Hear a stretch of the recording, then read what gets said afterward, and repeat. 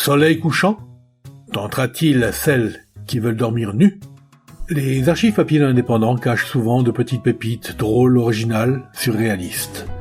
Bonjour, je suis Denis Dupont et pour vous, je les sors de l'oubli avec le podcast Je vous parle d'un temps, produit par l'Indépendant. 1965.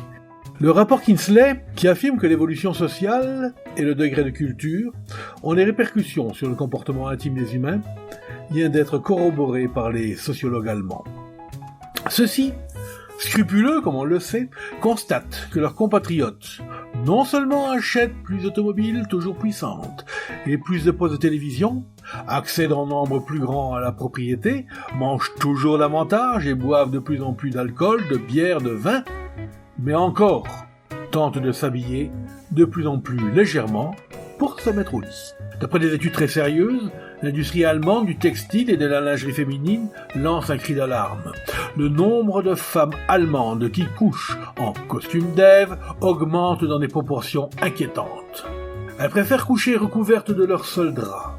L'Institut de la lingerie à Cologne constate avec une certaine amertume que les femmes allemandes âgées de 15 à 75 ans n'ont dépensé que 15 marks par tête pour leurs vêtements de nuit au cours de l'année 64.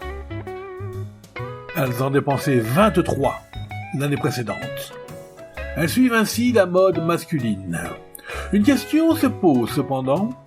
Les hommes apprécient-ils d'être imités dans ce domaine par leurs compagnes? L'industrie de la lingerie féminine pense que la réponse est non. Elle lance un new look pour le lit. Il s'agit de la longue et ample chemise de nuit romantique de nos arrière-grand-mères. La couleur à la mode sera soleil couchant. Les sociologues allemands constatent que le nu intégral au lit est en rapport direct avec le niveau de vie élevé que connaît le pays du miracle économique. Dans les pièces chauffées et confortables, on n'éprouve plus le besoin de recourir aux vêtements de nuit qui, de toute façon, n'avaient plus bien souvent qu'une valeur symbolique. Le commerce de la lingerie féminine a d'ailleurs su tirer les enseignements de cette évolution. Certaines maisons de commerce ont recours aux petites annonces de grands journaux et de magazines allemands pour proposer des articles d'une légèreté rachéenne, dotés de noms dans lesquels Paris joue un rôle de premier plan. C'était Je vous parle d'un temps, un podcast produit par l'Indépendant et concocté avec délice par Denis Dupont, à retrouver ici même chaque semaine.